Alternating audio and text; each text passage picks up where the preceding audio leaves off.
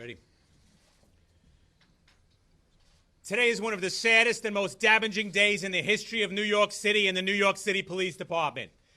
Where a New York City police officer who was sent out by request from the community through our chief of department's office to go out and enforce the law. A person stood and said, "Not today, I'm not going." A police officer has no other choice but to enforce that law. We can't just walk away. It's not called de-escalation. It's called doing your job. Now, this is a tragedy, and make no mistake, that family has lived with this tragedy for 5 years. Also has the police officers that have to deal with this. But the decision that was passed down today, saying that this police officer was reckless, is ludicrous. New York City police officers now will be considered reckless every time they put their hands on someone. That's what our job is. That's what you expect when you dial 911 when there's a criminal attacking you. How do we do our jobs if we can't stop and say, "Sir, you can't do that," and they refuse?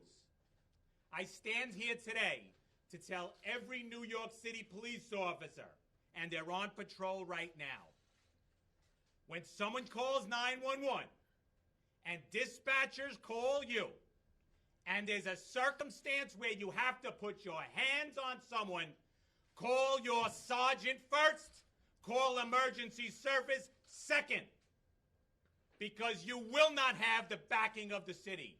You will not have the backing of the department. How do we know that? We had a mayor who predetermined the outcome.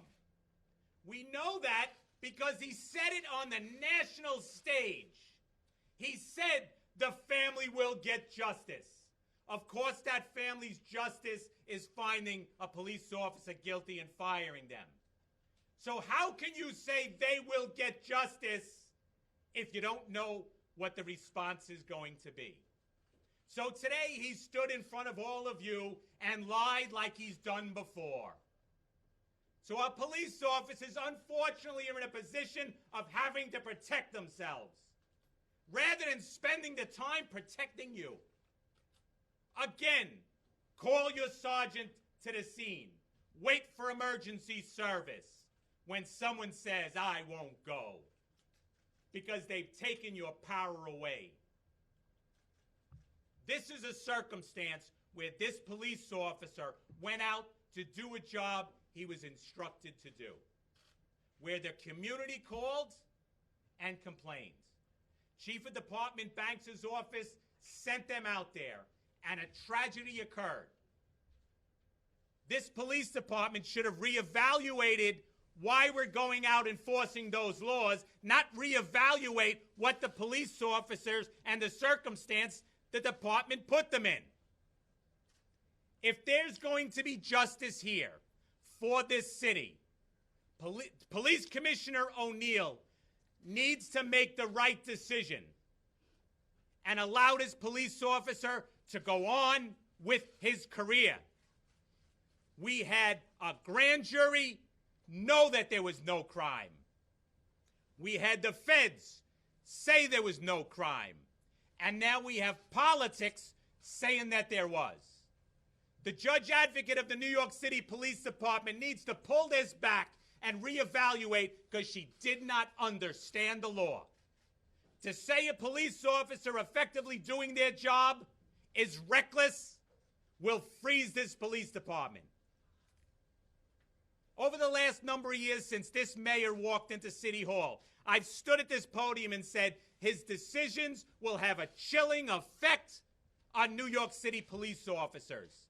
Well, the criminal advocates have gotten what they want. The police department is frozen. The police department can't stop the killers. They can't stop the criminals. They can't effectively do their job. This judge advocate said that where he violated is when he was bringing Mr. Garner to the ground when he was resisting arrest, and that he should have reevaluated. He should have reevaluated in 7 seconds. 1, 2, 3, 4, 5, 6, 7. While a person is struggling, while you're in a fight, while you're almost going through a plate glass window, the responsibility of the police officer is to protect himself and protect the person we're trying to arrest.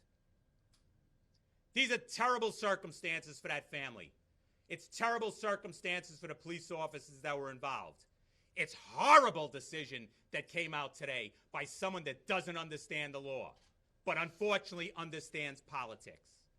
To say that we had a fair process when we listen to the drumbeat of the criminal advocates who have been chanting every time anyone on the other side tries to get the truth out, that is not justice. For the mayor to say we've had justice, but I don't know what the outcome is, shows he's lying. He has lost the confidence of New York City police officers.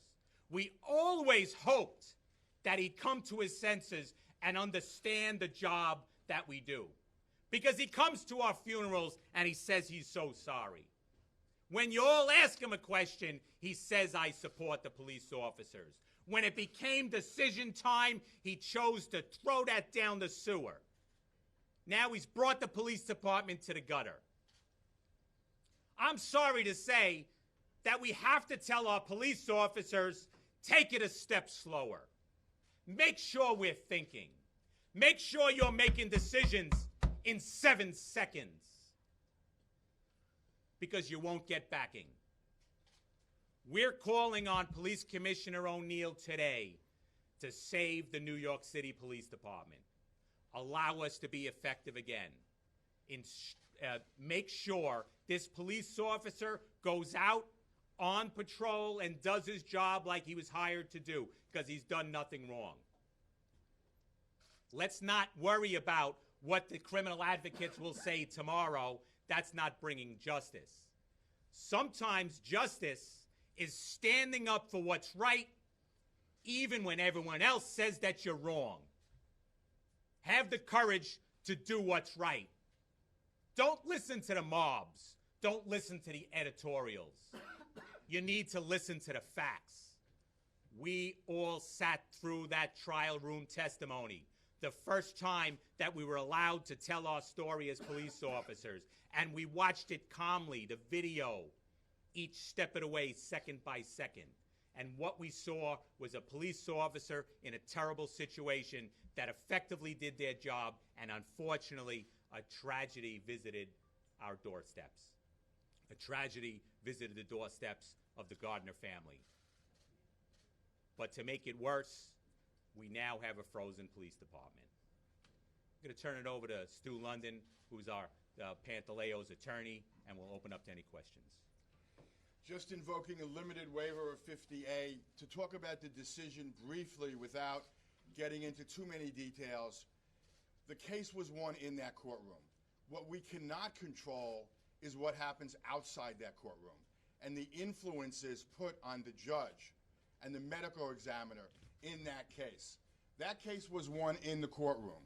The medical examiner we called indicated that that alleged chokehold had nothing to do with him passing away at all. His compromised cardiovascular system, his compromised respiratory system is why he passed away, by resisting arrest.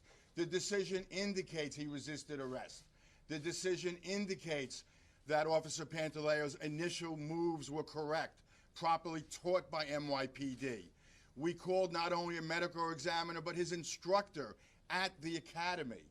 The decision rests on, as Pat said, 7 seconds. They were about to go crashing through a plate glass window, and officers have had that issue before, and both of them could have died with shards of glass penetrating their bodies. But no, Officer Pantaleo, being a smart officer, pulled him away from the window to gain control of him. He didn't use a chokehold. He was merely attempting to gain control of him. When he was on the ground for approximately 3 to 4 seconds, he immediately got up, repositioned himself, put Mr. Garner on his side, and he was cuffed. You have to understand the standard for whether the actions were reasonable or not would be a gross deviation from a reasonable police officer in that situation. Officer Pantaleo had seconds to react. The courts have always said it's impossible to second-guess the actions of police officers who are involved in a fluid situation. Even Inspector D, who testified at the trial, said when you're in a compromising situation, the one thing you should do is immediately get out of that position. And that's what Officer Pantaleo did. So Officer Pantaleo, not only did he do nothing wrong, but he acted the way he was taught to act. As Patty said, if you call this reckless assault, then almost any arrest on the street would be reckless assault. It's too bad this police commissioner was trying to figure out what the city needed or what the mayor wanted or what the police commissioner wanted. Had she ruled on the evidence presented in the four corners of that courtroom and not the public pressure outside that courtroom, which we all understand was tremendous, there would have been a different verdict. What I don't think is understood many times is that 3, 4, 5 times a tour for New York City police officers, we're sometimes in this position where we have to put our hands on someone, where someone resists arrest. This is not just a fluke that just happened that day in Staten Island. This happens a number of times during the tour. So now you call 911. What do you expect us to do? I hope you expect us to do our job, but we expect backing, which we've found out today you will not have. You will not have it from a number of layers of government because the loudest people in the room are going to make them go a different direction. They're going to worry about, and the mayor's going to worry about, how does this look if I run for mayor? Well, it looks terrible because you've lost your police department, now you're losing the city, and we won't be able to effectively do our job. That's how it looks, Mr. Mayor. Questions? Stu, what was Officer Pantaleo's reaction? How did you learn about it today? Can you characterize his demeanor? Sure. I picked up decision today at 10:30. I spoke to him on the phone. He was obviously disappointed, but wanted Pat to be out here to let other officers know the danger they're now in based on this decision. He wants to fight going forward. We will do that. We are cautiously optimistic. The police commissioner does not want to lose the officers in the city, as Patty stated, and will come to Officer Pantaleo's defense. But he was initially obviously not happy with the decision, disappointed, but he's a strong individual, and he understands the process. He understands that the state did not go forward, the feds did not go forward.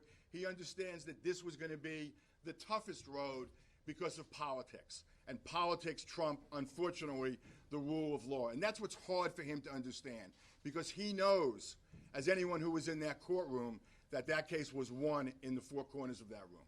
Mr. Lynch, I've never seen you this angry. What's the next move? The next move here is the warning to our police officers. You have to protect yourself so we can protect the public. Realize that if you put your hands on someone, they resist arrest, and a tragedy occurs, that you lose your livelihood.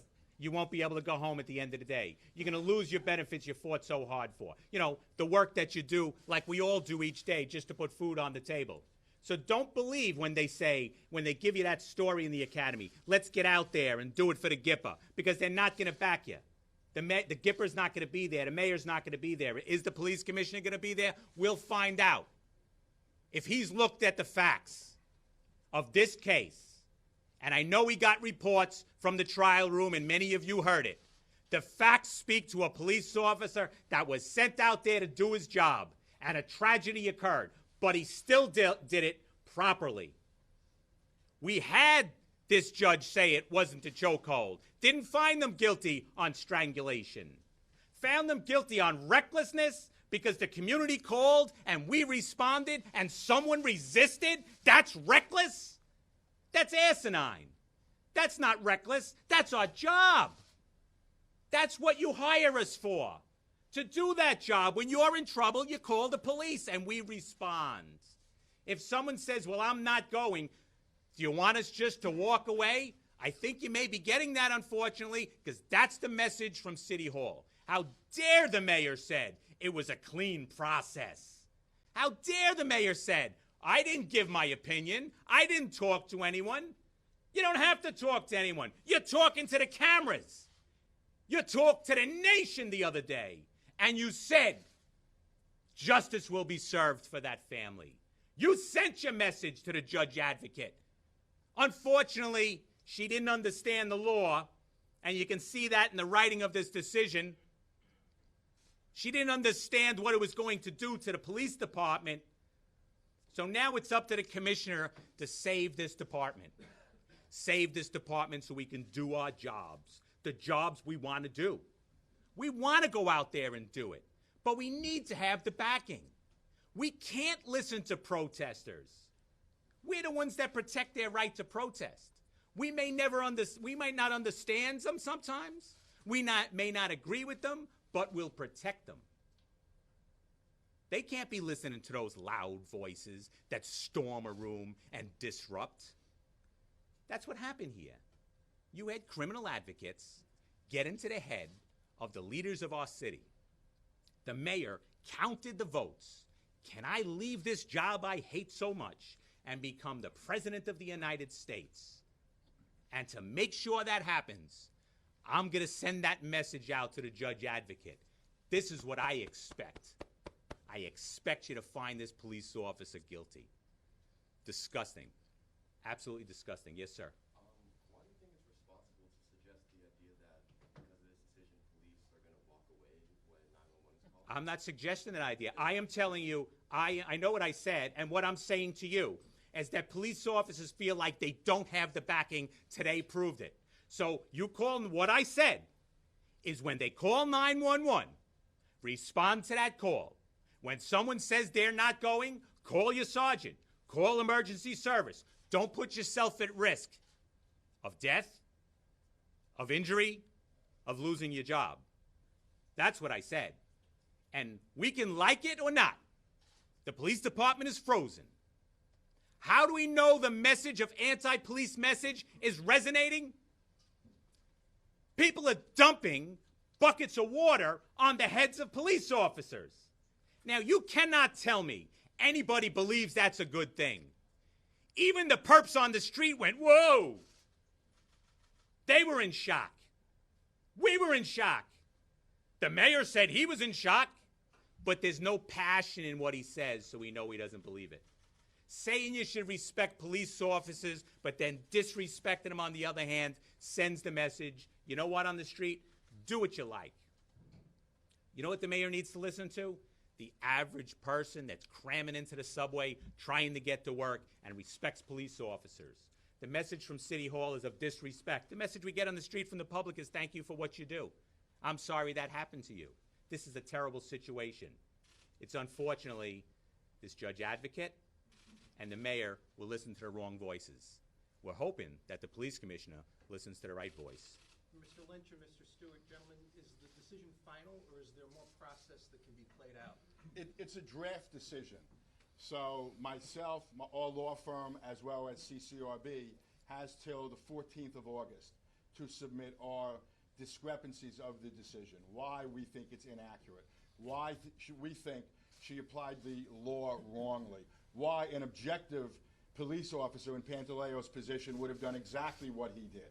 And from that point on, the police commissioner makes a decision getting both our responses as well as the draft decision. So technically, according to the process, O'Neill has not even seen the decision right now. Sure. Stu, based on your conversation today with Officer Pantaleo, do you suspect that he'll go the full route, meaning if O'Neill does dismiss it, he'll file suit, or is it possible he might resign before that? No, at this point, we are going full steam ahead. He's done nothing wrong. He's committed no misconduct. There's no reason for him to do anything other than protect all his rights. And Pat, if I may. Yes, sir. Did you sense a change in the mayor's rhetoric when he announced he was running for president, or have you always been displeased with how he has talked about this incident? It's gotten worse and worse since the day he got here. And we've had discussions in the past. We had discussions in 2014 that his rhetoric was making the street uneasy and police officers were going to get injured, and we got 2 police officers killed. So we lost faith a long time ago. But we always hoped that he'd make the right decision based on the facts. But you know you should watch his Pinocchio nose when he stands up there and says, well, I couldn't do anything for 5 years because the feds wouldn't let me. That's not true. The police departments moved forward before. So if he had his decision made, the wrong decision, then he should have had the backbone to make it. But now when he's running on the national stage, he wants to say, well, that's somebody else's fault. No, it's not. It's your fault. You're the leader of the city. He's lying once again, just like he's lying, say, this was a fair and just process. It most certainly was not. Yes, ma'am. Pat, you mentioned that the judge advocate did not understand the law in rendering this recommended decision, this draft decision. That's right. What exactly did she not understand? She did not understand the recklessness aspect of the job, saying that a police officer being called by the public, stopping someone that's resisting arrest, who then is resisting arrest, and you're going in through a plate glass window to say that's reckless and that's 7 seconds is absolutely wrong. It's a misunderstanding of the law. She should reevaluate that part. If she reevaluates that part, she has to acquit this police officer. I don't think she'll have the backbone to do it, unfortunately. Yes, sir. You indicated that of the 2 counts, the strangulation was not found, but that the recklessness aspect on the, I guess it was the first count, was found. Stuart, or Pat, Yep. if this goes adversely to Officer Pantaleo in the final analysis, what are his legal options if he is terminated? It's a law question. Sure. Well, we can bring in Article 78, which is where you bring a petition and a notice of petition and then a brief, and it's heard before the appellate division, and we make our arguments that she was wrong on the law, that she was wrong on the facts, that the credibility of the witnesses were in our favor, and then we go from there. So we get a decision from the appellate division based on an Article 78, and then we go from there depending on what that decision is. Has that ever happened before? Has a police officer ever successfully got his or her job back after a death? Sure. It is not an option that is generally successful all the time, but this is not a regular, normal case. This is an unusual case. This is a case where she should have known the law better. As Pat said, her understanding of the objective, subjective test of a police officer in Officer Pantaleo's position, she completely misunderstood. And you never second guess what officers do, especially when you're second guessing anywhere from 3 to 5 seconds of what he did. Can you imagine if we were all second guessed on what we did for 3 to 5 seconds in a situation where a man twice your size, you're attempting to take down and he's resisting arrest and telling you it's going to end today? Ridiculous. I want to put some imagery into your head. We all watched videos recently where police officers were subject to water being dumped on their head. And unfortunately, you saw police officers put their head down and slink away. That's how every one of us feel today, because we just found out that no one will stand up for what's right against wrong. City Hall will not really truly stand up for right and wrong. Only politics, only the loudest in the room. That's how the police officers feel today. They want to put their heads down.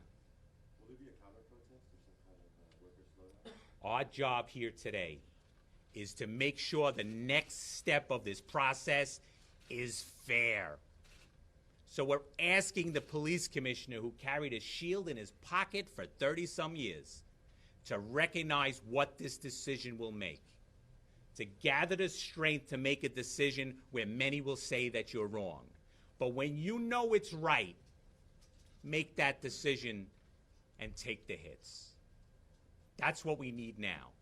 So we're going to march towards the next step to hope that someone is listening. Hope that the right-minded people in this city reach out and say, allow Officer Pantaleo to continue on with his career. We need to look at the front page today that said, don't fire Pantaleo, because that's an important message. And it articulated what we've articulated time and time again. We didn't want to go there and enforce loosies. We get it, but we're sent there by our bosses. From the chief of department sent us there to enforce that law. And we did it, and a tragedy occurred. Don't blame the police officer for your bad policy. Change the policy. Make it clear what you want. Don't put your hands on anyone. Don't hide behind the judge advocate. Say it. We want to give the criminal advocates what they want. They want police officers that respond and hug a thug, rather than grab that thug and say, you can't do that because there's good people on this street. We know we have the support of the public. We feel it every day. What we're saying here today is City Hall has to feel that support. That support has to say, allow our police officers to do their jobs. We're not afraid of accountability. We're held accountable every day. Now it's time we say to the politicians in the city council, in the mayor's office, the public has to say, we're holding you accountable. Look what you've done. Question. Yes, sir. How often, if ever, is there a face-to-face between you, the commissioner, and you and City Hall, just to have that in-person communication and understanding? We do that on a regular basis. We meet with the police commissioner on a regular basis on all sorts of issues, including this one. We've had discussions with the mayor's office. We have discussions this way as well, because we understand he's trying to take the temperature. We'll take the temperature. There's the temperature. You lost your police department. Yes, ma'am. My understanding, and correct me if I'm wrong, Yes, ma'am. is that the judge found that there was a chokehold, but that it was not intentional. And is that a legal avenue for you going forward with the commissioner? Well, she found that there was a chokehold, but the standard was higher. Since they never charged him within the 18 months, they needed to prove the criminality of the reckless assault by a preponderance of the evidence for each element. So the reality is she did find the chokehold was used, but that was just the beginning of her analysis. She also indicated in the decision that a lot of the contact with the neck was accidental, unintentional. So she focused her decision only on the recklessness when they hit the window, and the window buckled, and they thought they were going to die going through that window and then coming down to the ground. And as we said, when he got to the ground within 3 seconds, he was up with his hand on his head, allowing him to breathe through his nose and his mouth. So we find that his actions were reasonable. That will be the basis of our appeal going forward. But hopefully, as Patty said, Commissioner O'Neill will do something that will make that not necessary. Thank you. Anything else? Thank you very much. Thanks for covering this important issue.